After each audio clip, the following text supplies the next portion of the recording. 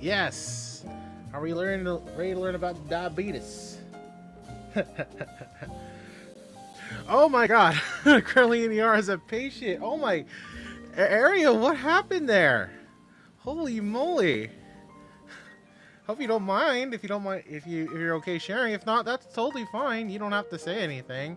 But oh my God, I hope they. Oh, preeclampsia. Oh my God. Oh my God. I hope you're okay. Oh. Oh my God. Okay. Oh, poor area. Oh. All right. I hope you get seen soon. All right. Just keep an eye on your blood pressure. You know, hopefully I can. I know you say it's okay, but it's still concerning. I just hope you do all right. Okay. Just let them know if you need anything. Okay. The nurses are there to help you out. All right. Otherwise, if they don't help you out, let me know. I'll talk to them. Any case, I hope you guys have been doing well today. Hope you had a good day. I mean, obviously, area, you're having it tough right now, but you know, I hope things get better soon. Hope you're feeling better. But yeah, we're gonna start the lecture pretty soon. Give it like a good 2-3 more minutes. Those have been so nice to me, and thank you. Oh yeah, of course. That's very kind of you, Kamachi. Okay. All right. Otherwise, I hope everyone's had a good day today. I had a long day at work. Been there. Been up since 4 a.m. Had to get there by 5. I didn't leave until around 5 o'clock. This about like 2 hours ago. It was long. It was long. I had a quality meeting earlier, so I had to meet with the director, with the director of operations for the area, the medical director, discuss our metrics, which, you know, I really don't. Makes a bit of sense when it comes to the business of healthcare, but it's not necessarily my favorite thing to talk about. But it is how we measure the quality of care, and you know, ultimately how our clients gets paid. But that's the business side of things, and I do have to talk about it. Hey, thanks for 1,000 stars, Divine Fox. Appreciate that. Thank you. I hope the music isn't too loud and you guys like it. Decided to go for some Ghibli Bossa Nova. Hope it's relaxing for all of you. You might hear my dogs in the background every now and then. They like to be a little they like to mess around a bit. Work wasn't so bad. It's just a lot of catching up to do. Music is fine, jazzy. Hey, I love jazzy. That's me. Jazz is one of my favorite things to listen to on after a long day, or throughout the day, really. But yeah, work wasn't terrible. It's just a lot of catching up because the first 2 days, Monday and Tuesday, I was out because of my foot and ankle. So that wasn't the greatest experience, but you know, you got to make do with what you got. Oh, that's right. I should. You know, it's fine. I got battery. Yeah. But yeah, no, my foot and ankle's been all right. I actually talked about the condition. I think it was on Sunday or Monday, of gout, because that's what I was suffering from. It was gout. Believe it or not. Yeah, it's extremely painful. Would not 0 out of 10 would not recommend the experience again. Unfortunately for you, ripped you. I know. But yeah, it's not. It isn't fun, but hey, you know, at least it's better to figure it out now than later when you're much older. At least now I can try to help manage it. But yeah, that's just it. But you know, thank God for steroid medications and some rest. But yeah, no, the rest of the week was basically just me catching up with everything, unfortunately, as a clinic manager does. So there you go. Hey Frank, thanks for joining on the stream again. Good to see ya. What's up, my scrub? All right. So I'm probably gonna get started. Let's see here. Can I lower this down a little bit? Okay. All right. So, question for the chat. What do you know about diabetes? Not much. Tired, but doing okay. Tomorrow I'll make a trip out to the suburbs and walk around there. Yeah, no. Go touch some grass, buddy. It's always good for you. I mean, at least it's a little bit of grass. I know it's suburbs, but, you know, it's better than just concrete. So, yes, diabetes can mean insulin resistance.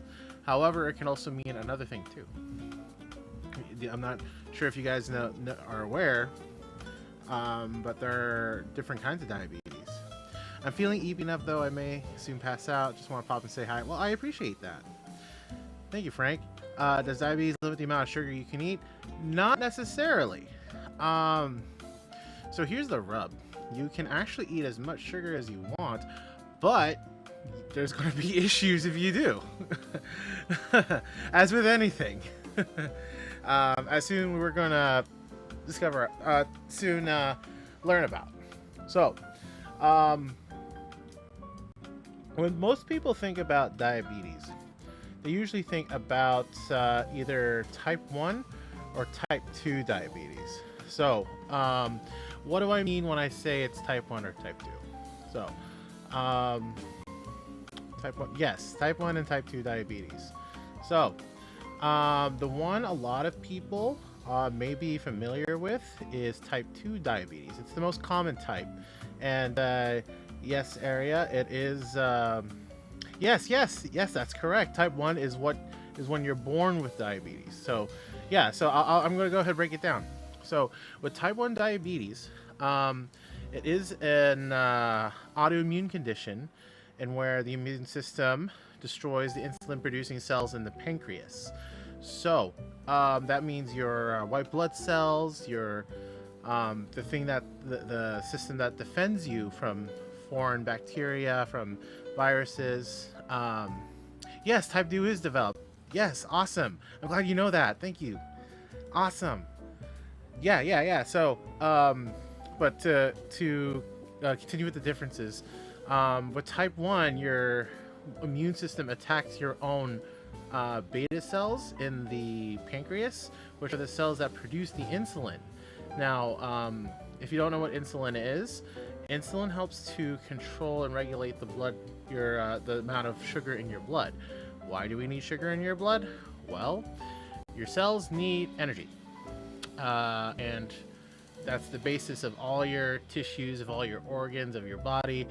It's sugar. You need sugar in order to function. So, what happens if we don't have that insulin to help process that, if it's roving around the blood and not in the cells? Well, it gets unused. So, when those cells are destroyed in the pancreas that produces the insulin, it's not going to go anywhere. Hi, Annika. Hi, sweetie. Good to see ya. Thanks for dropping by on stream, sweetie. I love you. My wife in chat, everyone. So, when it comes to... I know, love you too. So when it comes to the destruction of those cells, because you don't have any insulin, you have all this sugar floating around in the blood with nowhere to go. So when that happens, unfortunately, you can see a whole lot of problems when with controlling cell destruction, with controlling energy, getting any kind of energy to the cells. Hi, Contrived. Hi, Jay Shiro. Good to see you. Thanks for joining in, my scrubs. What's going on? Talking about diabetes today. So, first starting off with type 1 diabetes. But yes, type 1 diabetes is genetic. I'm just gonna lurk. Can't bring tonight. Have a good education session. You bet. You go ahead and lurk, sweetie. Go take it easy. But yes, so when it comes to type 1 diabetes, yes, it's autoimmune, so it's your body attacking its own system. It's typically diagnosed in children and young adults, but it can actually occur at any age. Now, the more common diabetes that we're all, most of us are exposed to, that we see mostly out in the real world clinically, is type 2 diabetes. So, this is the one with insulin resistance. So, this is when the cells don't properly respond to insulin, and the pancreas may not produce enough. Oh, my friend inherited her type 1 diabetes from an ear infection at 7 years old. So it may have been triggered her type 1 diabetes from the immune response from the ear infection, and then it may have resulted in the destruction of the insulin producing cells in the pancreas. However, I don't think an ear infection itself would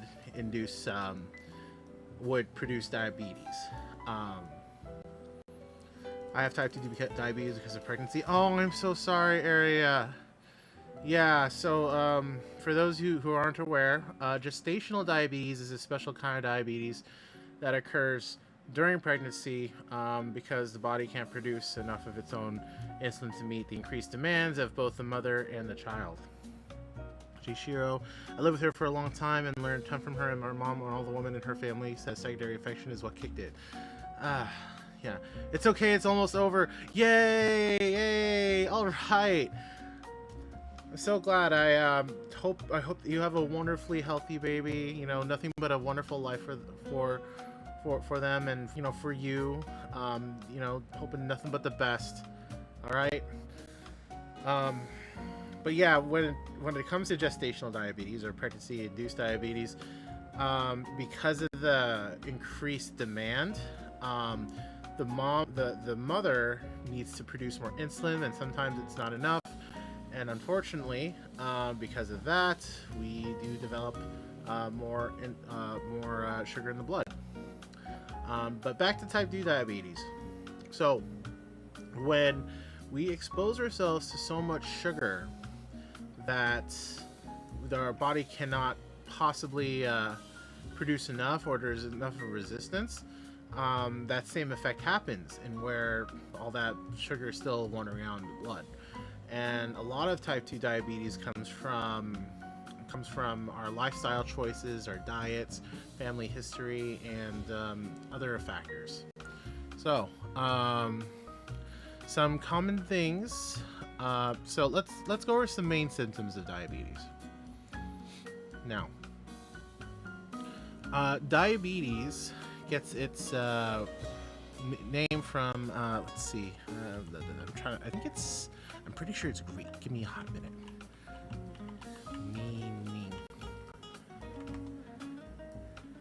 Yes-ish. So, well, I mean, that's the common thing. But what diabetes is that it actually can cause increased urine output. So what that means, because of all the sugar that's leaving on the body, because that's one of the main primary symptoms you're going to see. But yeah, so some of the main symptoms you're going to see with diabetes is increased thirst, frequent urination, increased hunger, fatigue, blurred vision, slowed healing of cuts and bruises, unintentional weight loss, especially in type 1 diabetes, and dry mouth and itchy skin. Now, let's break down as to why you feel all of this, all these symptoms. So, for increased thirst in diabetes, so think about it this way. If you all remember your chemistry class, in order to dilute something, a solvent, or is a solute? Which one is it? Which one's solvent? Which one's solute? Give me a hot minute, guys. Solvent. Okay. So solvent. Yes, solvent. Okay.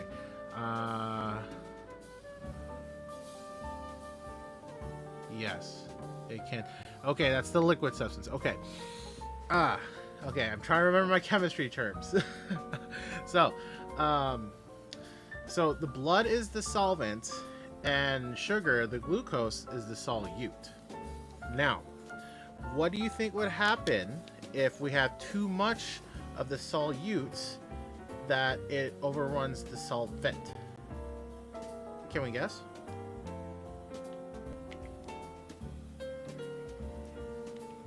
Anyone in chat? Just because it's a lecture doesn't mean I can't quiz you. No one? It's okay. I'll answer my own question. So, when it comes to, it would just be stuck in the body, right? So, yes, it would stay stuck in the body. So in order to counteract that effect, to make sure you don't have so much of the concentration of sugar in the blood, guess what your body does? It wants you to dilute it. So in order to do that, it wants you to drink more and more fluid to try to dilute it. So think about it this way. You know how if you were to add sugar and water, it would usually disappear, right? But if you add too much sugar, you'll see how there's somewhere the sugar crystals or powder in the bottom of the cup or something. So in order to make sure you have an even distribution, you gotta put more water. Isn't water good for us? Would this force us to drink more water? Yeah, actually. So I'm getting right to that. So what is that? So when we are drinking more, that means we need to urinate more. So that's one of the other major symptoms of diabetes, is the fact that we need to urinate more, because we are constantly trying to dilute all the sugar that we have in our blood. So yes, we would have to continue drinking more water. However, unfortunately, at least in the context of the American diet, so much of our food and so much of our drink is inundated with sugar. It's really, you can't escape it, to the point where you still keep getting on thirsty, and you still keep trying to dilute it, even though you're still taking in more sugar. It becomes a vicious cycle. Another symptom that you can find is increased hunger. So this is a very ironic, I guess, symptom of it. So you are hungry in the land of plenty. So what do I mean by that? So despite all the sugar that you would have in your blood, it cannot get processed by the cells, like I said before. Now, how does the body respond? It's going to respond in its own physiological way. It's going to think, oh, we're not getting enough energy, we should eat more. And so you would mistakenly eat more, even though you don't need to eat more. Does that make sense? So you're stuck increasing your input of calories, of sugar, of anything that you don't need, and it becomes a vicious cycle. So that's where we're also getting increased hunger from, is because the cells aren't processing it, so therefore the body's sending signals to itself saying, oh no, we got to eat more, even though there's all of it available. It's just, it can't cross that the barrier, because we don't have the insulin. Now, then wouldn't it be a ton left over because of that? Yes, actually, and it's a problem. So we're gonna get into that. So but we're gonna go over the other symptoms of diabetes too. Blurred vision also becomes an issue. So why blurred vision specifically? So you know how we have all that sugar left in the blood? So all that excess sugar can actually cause damage if it's just free floating in the bloodstream. So I think I talked about it briefly in my previous lesson on kidney stones, but if you guys remember, there's something called free radicals in the body, or like so you know how there's that thing in like some health foods, or like some supplements saying, oh yeah, it's full of antioxidants. Don't mind me, I'm drinking. So when it comes to, when they say antioxidants, it's not just a catchy term to make you buy healthy stuff. Antioxidants help to reduce quote unquote oxidative species, or free oxygen within the body. Why is that important? So if the oxygen is not being used by the cells in order to help process your metabolism, in order to help produce energy, unfortunately it can use to activate other things in the body that shouldn't happen. So say for example, if there's too much floating sugar, glucose in the blood, and it reacts with the free floating oxygen species, we will cause inflammation and damage. in the surrounding tissues. So unfortunately, that affects our eyes, specifically our retinas, simply because the retinas itself are very sensitive to any kind of changes in the vasculature or in the blood vessel lining. So, and that's where a lot of the damage is happening. It's within those small blood vessels, within the capillaries, where you see all the damage happening. When you have all that excess sugar and oxygen, creating that inflammation response because of the free roaming radicals,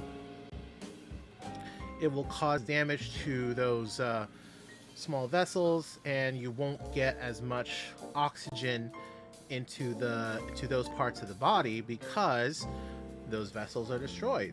The capillaries are destroyed. So that's how you get blurred vision, because you're losing the blood flow from the vessels, your capillaries, into your retinas. It is slowly depriving it of oxygen. The same thing applies to slow healing cuts and bruises. Because of the decreased vasculature, the decreased blood flow, because of the destroyed vessels from the excess sugar and oxygen, you're gonna have cuts and bruises or any kind of injury. It's going to be slower to heal because we have less blood in order to get there. Because the blood transports oxygen, it transports protein, it transports all the necessary building materials in order to rebuild any kind of injury or repair any kind of injury. And because those highways are destroyed, because of the diabetes, we're going to have a longer time being able to heal from that. Which also goes into another problem, is that a big symptom of diabetes is that we would also get frequent infections as well. So why is that? So when we have inflammation happening all the time with diabetes, it does in fact leave more scar tissue behind when we have the inflammation. So the thing is, scar tissue isn't as healthy. So when that happens, hello Captain Particle, thank you for joining in. What's up, my scrub? I'm Riko Siempre, RN. I am IRL nurse and VTuber RN educator, and I'm talking about diabetes today. So we're actually discussing one of the problems with diabetes is frequent infections. So with diabetes, think of it this way: it is a disease in which almost everything becomes more inflamed, and when tissues are more inflamed, they become more susceptible to infection.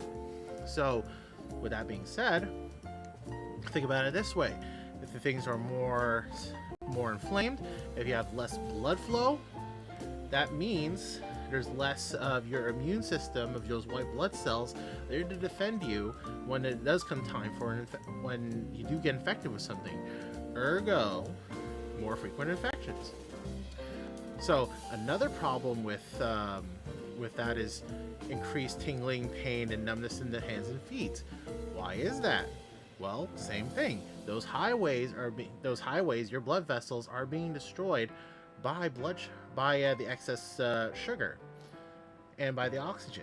So the more you lose, the more you're gonna have tingling, pain, or numbness. So it's a lot of those symptoms are what's primarily appear when you're just starting to develop diabetes, and those are oh, there goes my mouse. Give me a minute. No. Okay. There we go. Okay. So, in regards to, can your body repair itself from diabetes, or if you have diabetes, you'll have it for life? So, it's a yes and no.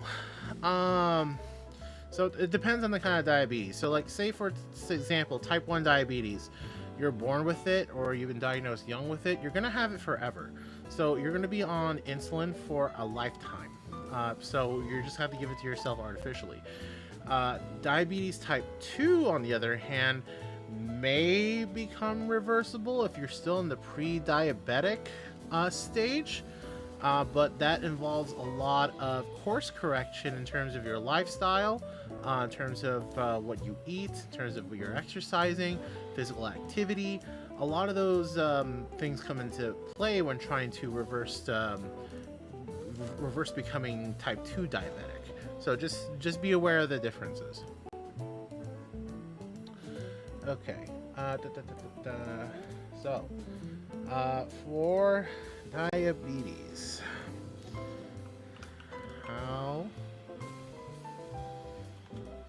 does diabetes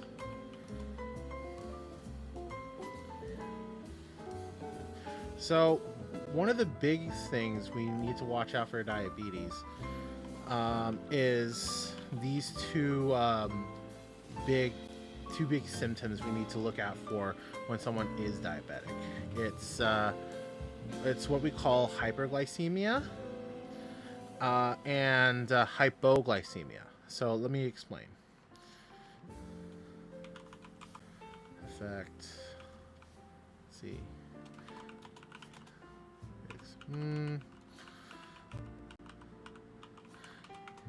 You see, I don't have everything one of these memorized, but however, you need to learn how to utilize your resources. So, hyperglycemia. So that's the condition I was talking about earlier, and where if you don't make enough insulin, you have a lot of sugar wandering out in the blood. Therefore, there you go, hyperglycemia. So, what to look out for when you have symptoms of hyperglycemia?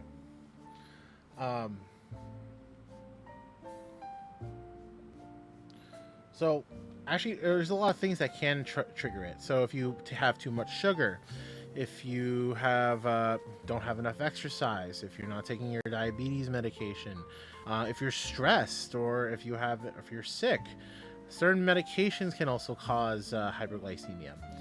And sometimes we have what's called the dawn phenomenon, in which a surge of hormones are produced early in the morning. So that's how we get a lot of sugar in the body all at once. Now, can that affect us? It can, yeah. So, what are...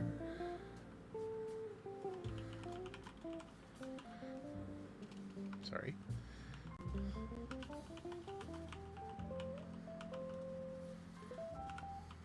Sorry, bring up my notes here.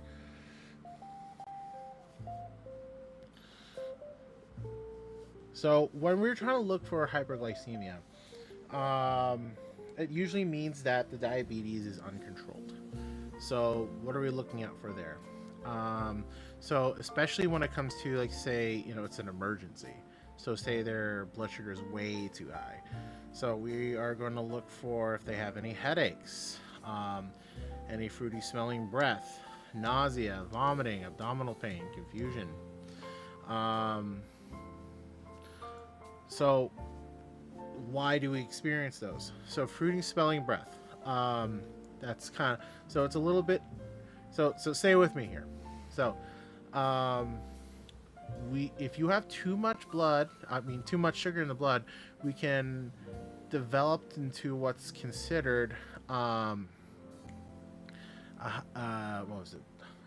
DKA? Is it DKA, or is it hyperosmolar hyperglycemic state? It's one of those two. I think it's HHS. Diabetic ketoacidosis. So, if you develop too much sugar in the body, what the body will actually do is break down proteins and make ketones. So, I'm pretty sure you might have heard about ketones in like some workout videos, or like, say, for exercise.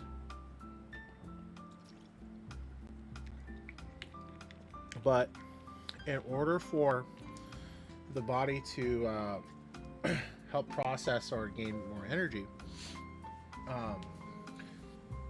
those ketones are released, and they can cause that fruity breath you smell.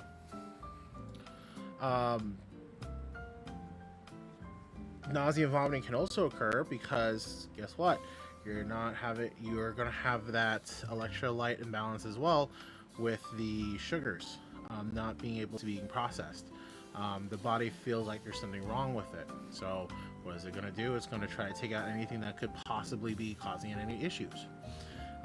So it may try to take out the excess sugar that may be in your digestive tract. You can also get confused and the abdominal pain, but that comes with having too much sugar. So in the opposite end of the spectrum, we have hypoglycemia. Hypoglycemia.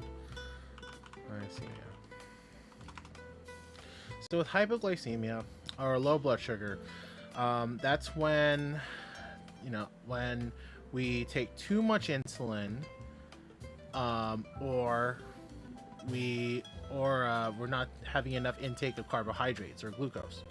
So when that happens, we can get these symptoms: shakiness, sweating, hunger, dizziness, lightheadedness, fatigue, weakness, pale skin, tingling, numbness, irritability, anxiety, faster irregular heartbeat. So when you don't have enough of the fuel powering your cells, powering your tissues, powering the things you need to operate your body, we're going to be in trouble. So imagine imagine trying to drive a car with only a sliver of gas left. This is what you're putting your body through if you're in hypoglycemic condition, or you have a low blood sugar. You're running in fumes, and because of that, a lot of other systems are gonna be affected. It would just be a chalk and then start to shut down. Yeah, it can be. Yeah, actually, if you let it go on severe enough without intervention, you would actually start to get confusion, blurred vision, slurred speech, loss of coordination, unusual behavior, loss of consciousness, or even seizures. But yeah, it's to the point where if you don't get enough, you're so with almost any major effect to the body, it's usually your brain or your heart that can indicate the most change, that tells you that might be something wrong. So with that in mind, we have to make sure that we need to take proper care of ourselves to make sure we don't get into the hypoglycemic state. So for any folks who are aware of diabetes or know what diabetes are, there's like a little bit of a thing we learned in nursing school about trying to remember what to do if someone is hyperglycemic or hypoglycemic, especially if they're diabetic. So if they're hot and dry, sugar is high. If they're cold and clammy, they need some candy. So, very easy to remember. Hot and dry, sugar is high. Cold and clammy, need some candy. So that can actually really make or break someone's health if they're in the middle of a crisis like that, if you think about it. So especially for someone who's diabetic, yes, they need to take insulin. However, they also need to make sure they have some sort of sugar available, or glucose available for them to have in case they take too much insulin, or say they didn't take enough carbs during their diet, which is unfortunately can happen. I've actually seen it a lot in dialysis, because unfortunately part of the process is putting the blood through a filter, and thing is we can't just fill the lines with just blood, because there's we don't want air in there, so we have to fill it with saline. But guess what? We can dilute the blood with all the saline that we put in. Ergo, we can also induce hypoglycemia as well. So therein lies the rub. So, what are the treatments for diabetes?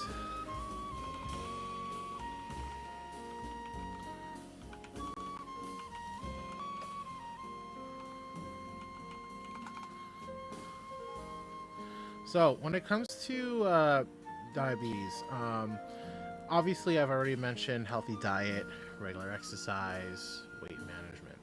But we also need to think about the different kinds of medications too. So I already mentioned insulin. There's short-acting insulin, rapid-acting, and long-acting. So that's the kind of different kinds of insulin that patients take in order to control their blood sugars throughout the day. So the insulin, if it's outside of the hospital, outside of the clinic, is normally given in a shot into your fatty tissue. So, like, say right here in the belly, right under the arm. That's where you would put an injection in, of your insulin in order to control your blood sugar. Hello, Parrot.re. I'm Riko Siempre, RN. I am an IRL nurse and VTuber RN educator, and I'm giving some education about diabetes. Oh, thank you so much for the follow. I really appreciate that. Thank you. So right now we're just going over medications. So for the oral meds. Oh, thank you. Yeah, thumbs up. Appreciate it. Why am I giving a thumbs up to a phone? So when it comes to medications that you can take, that you take if you're diabetic, there's several that are out there right now in the market: metformin, sulfa medications, linagliptin, all the iptins. Oh, hi Umi, thanks for dropping in. Appreciate that. Hi, thank you for the star. Thank you for the star too, Paradot. Appreciate that. I'm going over diabetes today, Umi. Hello. Yes. There's also some other injectable medications that we can take aside from insulin. However, the most important one important thing we need to recognize is blood glucose monitoring, or checking our blood sugar very, very regularly if we have diabetes. So the most standard one is you tend to see out in the market is the ones where you prick your finger, put on a test strip, bing bang, bada boom. There you go. You get a blood sugar reading from that. However, depending on the availability, if insurance covers it, all that other jazz, you can actually get a continuous blood sugar monitoring system that you can actually sync with either like a handheld device or even your phone. So it can check it right then and there without needing to take a prick in your finger. But yeah, it's one of those, it's very important if you're diabetic to regularly check your blood sugar, depending on the order from the doctor. Most of them usually ask you or order that you take it about 3 times a day, and once in the morning and once at night. Hi Ryan, good to see you. Thanks for joining the stream. I know hey, yeah. Hey, thank you for the follow. Thank you for the star, Ryan. I appreciate that.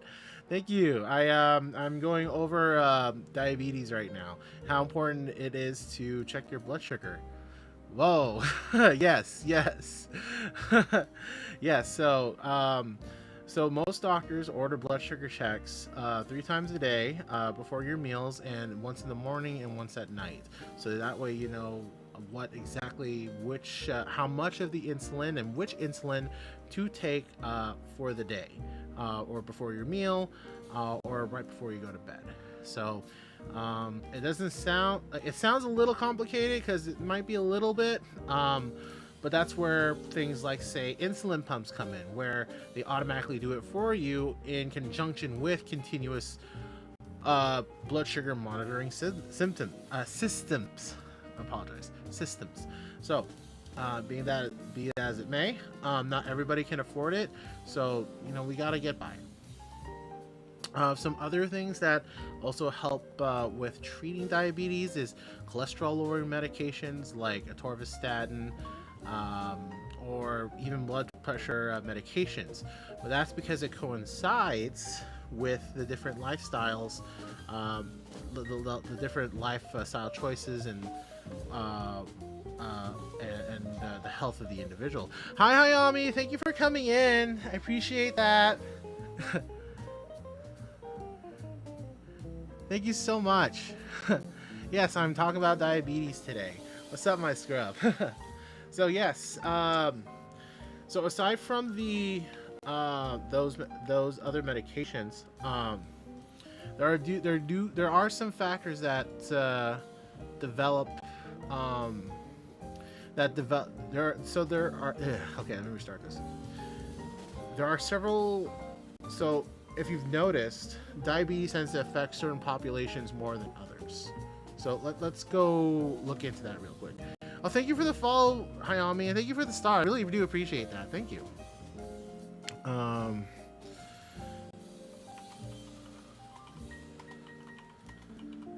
That's diabetes. Also hydrate. Remember, y'all, get it ASAP and no energy drinks, soda, milk, juice, oil. Yeah, someone said this 4 counts. Yeah, it can. You know, stick to primarily water. Definitely drink water at some point, y'all. Your body deserves it. Yep. Peridot's right. Water is probably your best bet when it comes to hydrating. Please. You know, all the other drinks are nice, but only in moderation. Water is usually your best friend because it's the most neutral of everything, and it really does dilute everything down.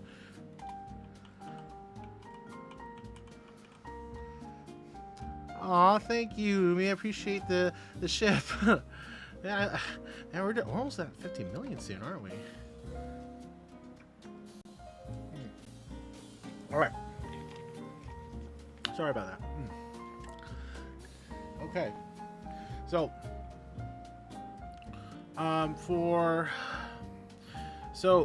if you noticed, when you're out and about, there are some people who have happen to have higher incidence of diabetes rather than others. So, in nursing, especially because as a public health nurse, thank you so much for the heart, Jay. Appreciate that. So when it comes to being a public health nurse, part of it is also addressing that, hey, you know, sometimes there's going to be other people out there outside of who you normally experience or who you normally meet that are affected by certain diseases more often than others. So part of my, I want to say it's my job. Part of my role as being an educator, as being a teacher, is, you know, making sure that you're aware of what's going on in the world and, you know, what other people go through. So that's why we also need to talk about, like, how, you know, not just what and how diabetes affects you know, the person or patient individually, but how it can also affect amongst the population as well. So what is the incidence of diabetes among ethnicities? So the highest prevalence actually is in First Nation folk, American Indians, Native Americans, and Pacific Islanders. Unfortunately, they do have the highest rates of diabetes among the racial groups in the United States, and they're more than twice as likely to get the condition compared to Caucasian individuals. And following that, Hawaiian Pacific Islanders, a good quarter of them also have diabetes as well. That's pretty prevalent. Among Hispanic populations, we're expecting about 22%. African Americans, Black Americans, we're talking 21%. Asian Americans, you know, I'm an Asian American, we're looking at 19%. Caucasians, white Americans, they are at 12% prevalence. And there's also the different subgroups as well. Me being Filipino, 12.2% prevalence, yada yada. It's all numbers. But you kind of get the gist of it. A good fifth of the population, if you think about it, of any given population in the United States, has diabetes, or there's prevalence of diabetes. So, how? Why? Why do certain groups have that? So think about this. There's a lot of factors that go into it. Part of why I also talk about the social determinants of health. It's more than just what people decide. It's also what's available to them with the environment. The foods that are available, I would guess. Yes, actually, yes. So, I would like to say from my personal experience, being a Filipino Filipino American, I am exposed to both Filipino and American diets. So I get the best of both worlds, and where I can be readily exposed to both high-fat foods and high-sugar foods at the same time. So as you can tell, it would put me at major risk for heart disease and for diabetes, hypertension. Hell, I'm already diagnosed with high blood pressure, but not the diabetes. Thank God for that. But I do have family members who are, and unfortunately, I need to watch myself because I don't want to get it, because I've seen what it can what it can do. Now, but going down, why do certain, especially doesn't have, absolutely, I know that my family on both sides have a history of diabetes. No matter what happens, always make sure to check your medical histories. Exactly. Especially doesn't help with what food is readily available to the middle and lower class families. Yep. So we're actually going to go over that. So, aside from the genetic predispositions where you get from the different family members from the different ethnicities, there's also body compositions too. On average, not to say that it's the norm, this is like backed up by studies in what was it, in I can't see the site. Actually, no, I won't mention that one then. But yeah, so a lot of it does come down to socioeconomic factors too. Like you said before, Peridot, limited access to healthy food options. When all you can afford are just junk food, only like your simple carbs, no fresh vegetables or any kind of fresh fruits, or anything else that could help satiate the appetite or have high fiber, that can result in more intake of carbohydrates, which in turn causes more incidence of diabetes because we're taking in more carbohydrates. There's also the fact that if especially in under-resourced neighborhoods or neighborhoods with more poverty or where it's not as well developed, we have fewer opportunities for safe physical activity. So sometimes we take for granted that we can take a walk down the street. For some folks, walking down the street can mean walking to a war zone. It can mean walking into a landmine. It could mean walking into conflict. It's sometimes not easy to just go out and touch grass, unfortunately, as much as I say so.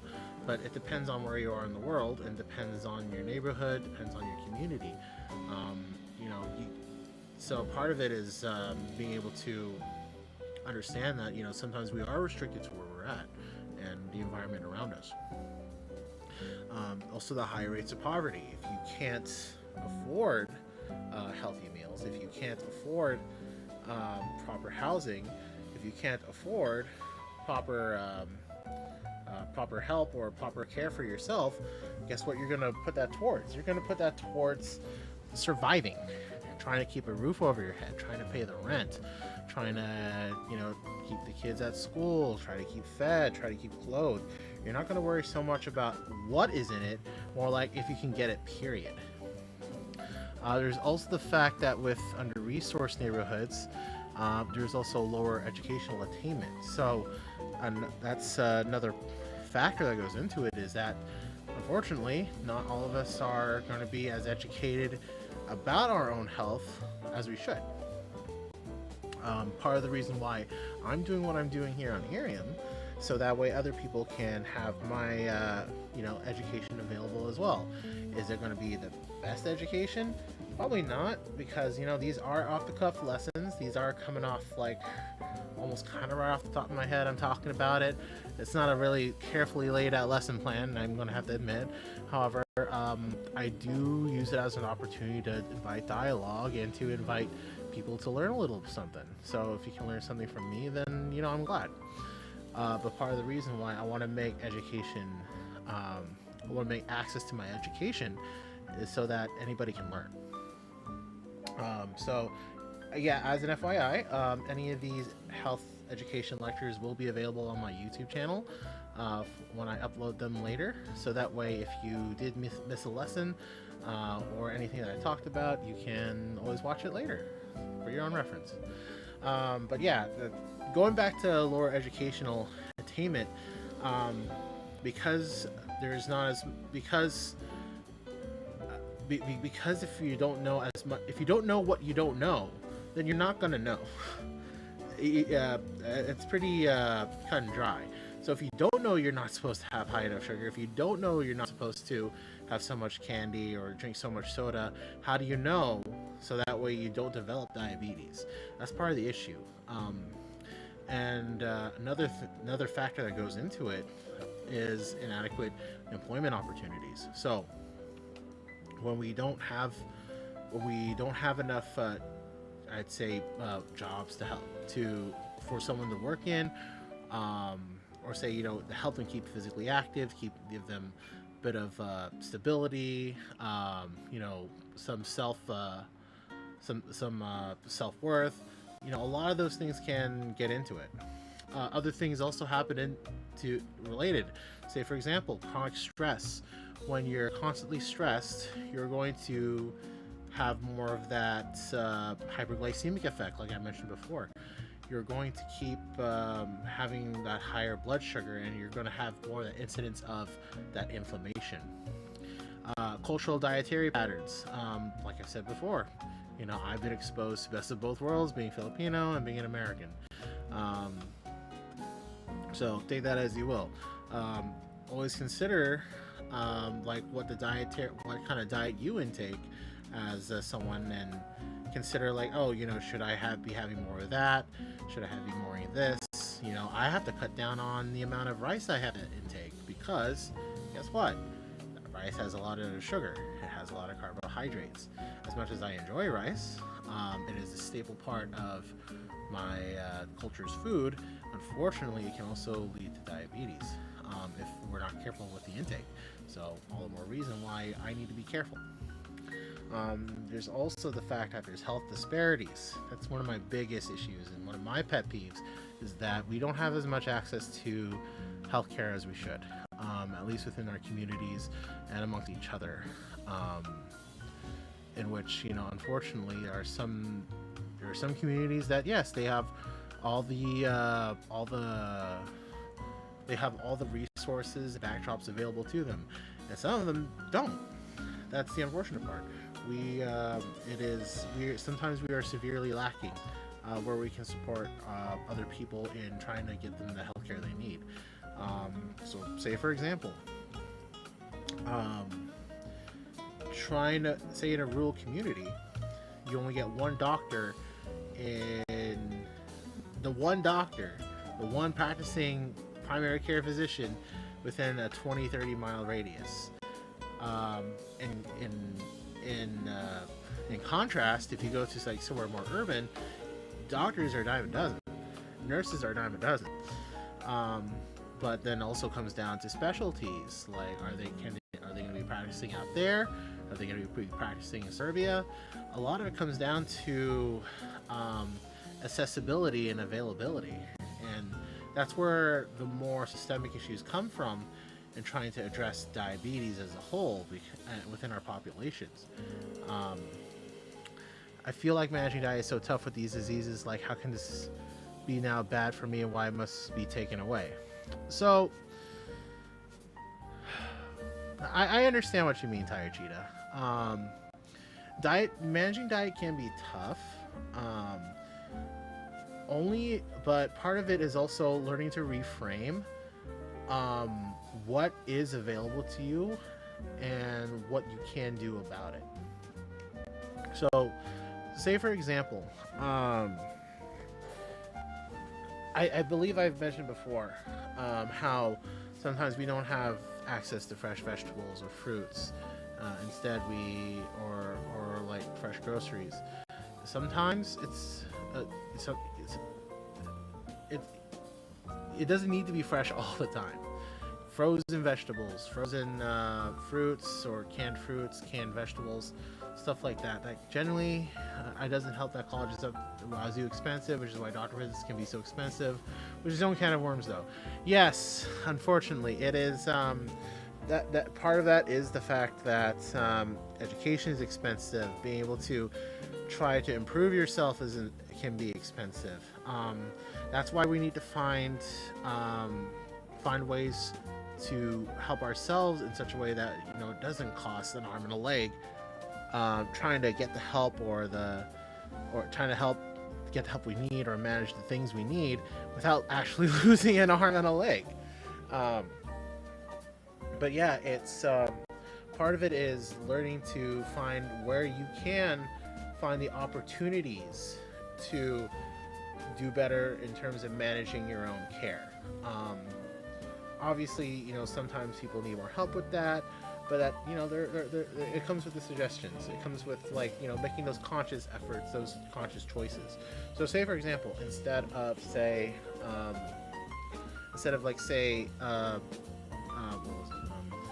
think about getting fast food somewhere for a quick bite to eat.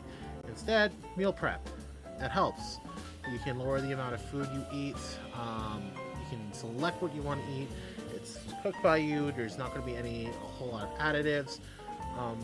There you go.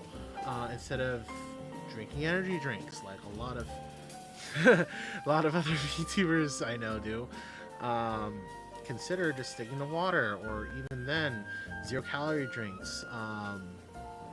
Hello, Lath. Hi, good to see you. Thank you for joining the stream. My name is Riko Siempre, RN. I'm the IRL nurse and VTuber RN educator, and I know you are debuting tomorrow. So everybody, if you can, follow Lath, and also I forgot, I'll follow Umi too, if you can. They're super cool. I'm a Notion. It's either Dr. Pepper or water, mainly for me. I mean, it's fine, yeah, it's okay as long as you have the Dr. Pepper in moderation. I'm not saying don't have it, but also consider don't have it all the time. There is a thing as having too much of a good thing, because those good things can eventually become bad things. Yes, I enjoy. Thank you for the follow, Lath. I really do appreciate that. But yeah, like say for example, I love cheesecake. But having too much cheesecake, I'm gonna get sick, right? Same thing applies. It's good every now and then, but moderate yourself. But yeah, that comes to with anything in terms of sugars. In terms of, I know I'm too poor for Dr. Pepper at the moment, so I'm surviving on water. Water is just fine. You can always also grab some lemon, put a little zest in there. It helps. I actually been drinking more water since streaming. Good. I'm glad, Umi. Thank you so much. Actually, I need to swig now. Not even to mention it.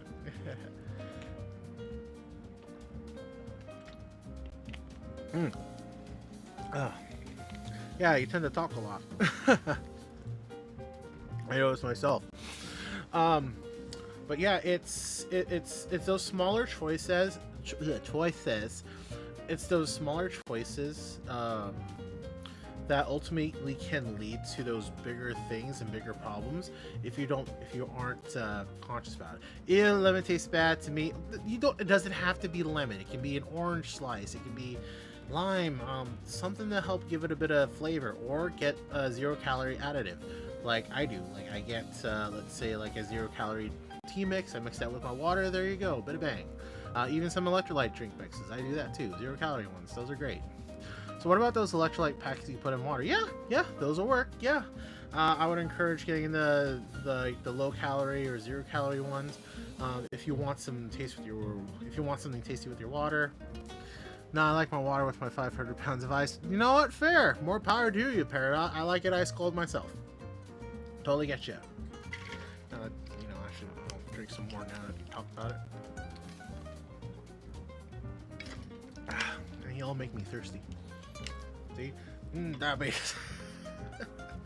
But yeah, it's something that those small choices you make, they build on each other, and that's how you know, and that's how, and water, water, more water. Yeah, pretty much. The homeostasis is not a joke. But yeah, it's those smaller choices you make in your lifestyle that that you can do to help prevent something like diabetes from happening, or any other kind of disease, really. Not to say that it can't happen. I mean, life happens irregardless, doesn't matter. But if you can if you can reduce the chance of it happening, then why not? Like, I like this analogy. Say, for example, wearing a seatbelt, right? I love my water flavored water. Yes. So like saying is like wearing a seatbelt when you're in the car. What's the possibility of getting into a traffic collision? I don't know the chances off the top of my head, but if you make the conscious decision to put on a seatbelt, you may or may not give yourself a whole lot more lease on life if you're wearing it, right? Compared to if you weren't wearing it. If you did decide to take the risk, then say something were to happen, knock on wood, there you go. So all of these choices we make, we all take risks in our own way. We all roll the dice in our own way. So you can't escape the circumstance. Sometimes you can't escape the circumstances, the environment, the situations you're in, but you can decide on the choices you make. It's always 90% chance when my sister is driving, somehow hasn't happened, but it's nearly every time. Tell your sister to wear a damn seatbelt. I'm serious. Tell them Paradox. I mean it. I'm being serious. I'm not joking around. For her safety, yours, everybody's. Good. Yay. But yes, we all make these choices. I mean, I feel I'm a little bit off topic now, talking about diabetes, but I think it's pretty good. I think I've pretty much covered what I really need to cover, unless anybody has questions about diabetes in general. It's very much a general overview, because this is more about letting people on the street know what it is, and how to manage it, how to deal with it. I wish I had your streams. Last semester I was taking Intro to Health. Oh man, I'm so sorry, Lath. I'm saying that right? Lath. Oh god, I feel bad. But yeah, but hey, you're welcome to come into my streams anytime. I do have. She gets a little mad when you do, but sorry, I don't want you to die when you drive like a madman. Of course. Hi, Louie. Thanks for jumping in. Appreciate you. Thanks for joining the stream, and thank you for the star. Appreciate it. But yeah, it's something that we always try to. You got it right the first time. Pronounced Lath. Okay, good. I'm glad. Yay! Awesome. Appreciate it. I'm glad. Oh god, I didn't embarrass myself. Love my baby sis. There we go. Yes. No, but that's all you can do, right? You try to educate, you try to encourage, you try your best to be an advocate for them, but ultimately it's their decision to make. They're the ones who put themselves out there, and part of it is there are consequences when it comes to it, good and bad. So I've been yapping about an hour about diabetes, about health, but it kind of ties into what I usually say about whenever I end my streams. It's choosing wisely. You always can choose wisely, or you have a chance to choose wisely, but it's up to you whether to make that choice. No one can make that choice but you. So despite where you are, despite who you've been around, despite how you grow up, despite your background, you always have a choice. So you can always choose to be better, or you don't. But that's always a choice you have to be willing to make. You know, you have a choice to make an educated decision, or decide to forego that. You know, no one's stopping you. The only thing I ask is that you don't harm anybody else. But, you know, that's it in there. That's a whole ethical debate. One of these days I might talk about it more. But yeah, it's something that we need to understand as someone who has. Hi, Lily Rolling Star. Thank you for joining the stream. I'm actually starting to kind of wrap up here and just giving some closing thoughts about health, about your choices, what you can make. But yeah, it's a little off topic to the general conversation so far, but your avatar looks really, really nice. Oh, thank you. Here, I'll let you actually see the whole thing. There we go. That's right. So, little fun fact, Peridot. Actually, everything you see on my avatar, scrubs, the stethoscope, everything, the cane too. I walk around with a cane in real life. All of this, actually wear to work. Believe it or not. Yeah, this is actually what I wear on the daily. This is all me. I have all of these items right now. This is literally just me as a silly little anime man on your phone. Yeah. Hey, Clyde, thank you for joining the stream. Thank you for the star. Yeah, I get compared to House a lot. That's true. A lot of my patients say that about me when I'm hobbling around in the clinic with my cane. Yes, I do. I get compared to House a lot. Here's the thing: I'm not a jerk like House though. I'll actually listen to you if you really need to talk. But but I don't take crap either though. But yeah, it's this is me. Yep, this is me wandering around every day at work. This is how I am. Scrubs, with my cane, with my stethoscope out, and just out and about helping taking care of people. But yeah, it's But yeah, part of the reason why I do what I do, because I care about people. I want people to, live longer, healthier, happier lives. But that's just me getting a bit, a little bit passionate there, I guess. In any case, though, I think that is it about my little lecture about diabetes. I know it wasn't the most comprehensive or the most mind-blowing, oh my god, what's this new thing about the diabetes that we don't know already. It's mostly anything you can look up online. I'm just trying to explain it the best way I can. But if you have any questions, I don't mind answering them. Anybody in chat, if y'all have a question for me, let me know. I'm more than willing to answer. Oh, thank you, Peridot. I really do appreciate that. Thank you.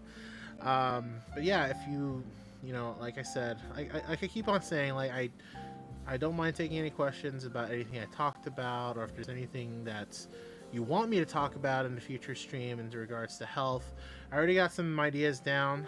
I'm still surprised I haven't found a way to stop it, since it's a lot of places. Yeah, that's the thing with diabetes. It's a continuing problem because it's the body's response to the things that we do, or the things that we have no control over. So, well, at least in terms of the two different diabetes. But that's the thing. That's the thing with human body, with disease. So long as the human body is the way it is, we're going to develop the things we're going to develop, regardless. Sometimes age-related diabetes can happen too, simply because the body doesn't produce enough insulin anymore, or the body becomes too sensitive to it at extremely old age. That's just how it is. But you learn to make do. I don't have any questions this time, but hopefully next time I catch more of the stream so I can ask them. I think it's cool that you're doing educational stuff on here. Why, thank you, Lily Rolly Star. I really do appreciate that. Yeah, I'm I won't say I stream every day. I try to stream very regularly, at least 5 times a week. Even then, I try to announce my streams on my social media, on Blue Sky, on Twitter. Um, I mean, I also have a Discord too. You can all follow my links there. But if you guys have any suggestions or any recommendations of what you would like me to cover in the future, please let me know. I am more than willing to accommodate because I want to know what you guys want to know. Um, hold on, that doesn't make sense. I want to teach what you want to know. There you go. Yes, that's right. I want to teach you guys what you want to know. I was thinking about the pancreas, however you spell it, liver, appendix, with those organs in particular to cover. Imagine it's being busy in RN. Oh, I'll have to follow you on Twitter. Yeah, if you want to. Yeah, no pressure. You don't got to. But I always appreciate any kind of support. It helps me out, helps everybody else out, and the more I can bring education to people, the better. But yeah, I mean, going over the digestive tract. I mean, I guess I could like a quick anatomy and physiology lesson. I can go over the basics. I'm not gonna go over like the extremely fine details, but yeah, I wouldn't mind doing like some anatomy too, and physiology. Not necessarily my strong suit, but yeah, of course. Yeah, but please, if you'd like to, like I said, I'm starting to wrap up, but if there's anything you want me to cover, just reach out to me. Find me on social media. Find me on my Discord. I do have a server.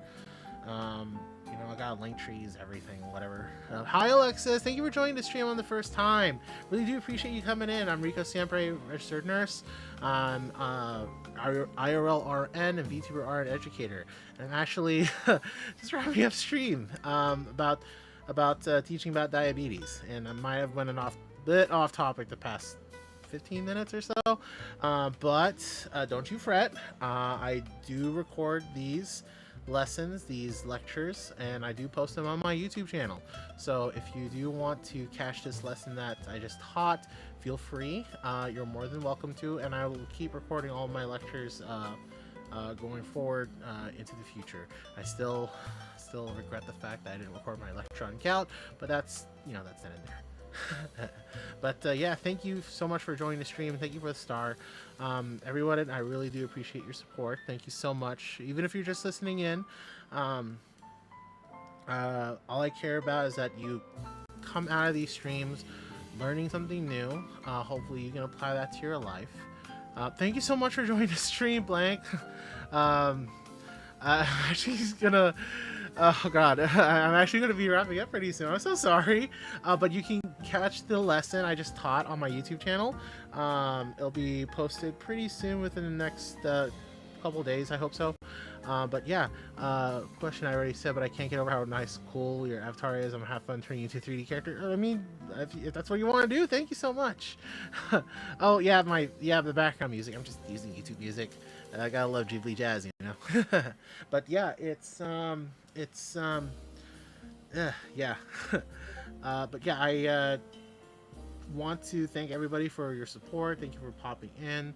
Really appreciate all of you.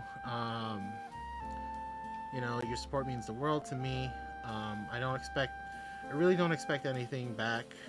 In all honesty, education, knowledge should be for free, and what I have, I'm willing to give.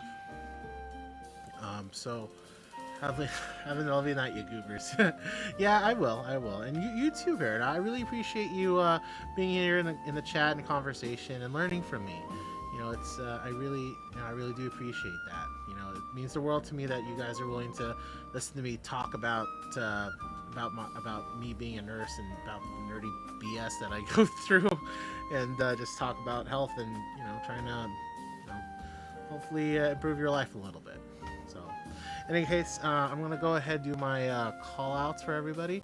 Umi, thank you so much for coming out. Annika, thank you, sweetie. Divine Fox, Peridot, Lath, Lily Rolling Star, Egg White, Blanc, thank you so much for dropping in. I really do appreciate the lot of you. Thank you, Tired Cheetah. Thank you, everyone. I hope I can do another stream tomorrow. Just pay attention to my social media posts. Maybe I'll actually pull out like an actual schedule one of these days, weekly schedule, but we'll see, because you know that's how work be, that's work do. But you know what can I do? Layeth Ouch, I'm gonna do my best to see you at your debut tomorrow. Chi, I am so sorry, I'm wrapping up stream. Thank you for coming in. Yeah, I'm Riko Siempre, RN, IRL nurse, and VTuber educator, and I just actually finished my lesson on diabetes education. But please, I record all of my lessons on and lectures on to put on YouTube to post there. So if you want to watch it later, feel free. But in the meantime, thank you so much for dropping in. Really appreciate it. I hope we could have, I'll see you next time I have a stream. But yes, please. Nurse Riko, yes, yes. But yeah, I thank you, everyone. I keep saying thank you, but I really do mean it. Thank you for all your support, everyone. Otherwise, I need to go back and watch the Kidney Stones video. Yeah, it's right there on my YouTube channel, so feel free. But yeah, I will probably be posting this particular VOD within the next day or two, you know, if I'm not too lazy, if I'm not too sleepy. I have been up since 4 a.m. this morning. Oh, thank you so much for the follow, Blanc. I really do appreciate that. Thank you so much. But yeah, I will be I'll probably do another lesson tomorrow. I'm probably going to try to mull it over what time I want to do it tomorrow, but I'll let you all know. In the meantime, everyone, remember what I said earlier. Choose wisely. Anything can happen to you. Everything can happen to you, but you get to choose what you decide with your own life. Okay? Guys, over 100K. All right, thank you so much. Oh, thank you, Umi. Thank you so much. Oh, you're so sweet. Thank you. I really appreciate you. Aw. But yes, yes. Please choose wisely. I really hope you do. But live boldly as well. Live as your authentic self. Live as you. Be proud of who you are, because I'm proud of who you are. You're special, and no one can take that away from you. Okay? So, you know, I'm hoping for the best for you. Take care, everyone. You have a good night. Wishing you all the best. I hope to see you all tomorrow. All right? And take care of yourselves. All right? Bye, guys. Bye. Bye. Have a good night. Bye. Why am I waving at the phone? Bye.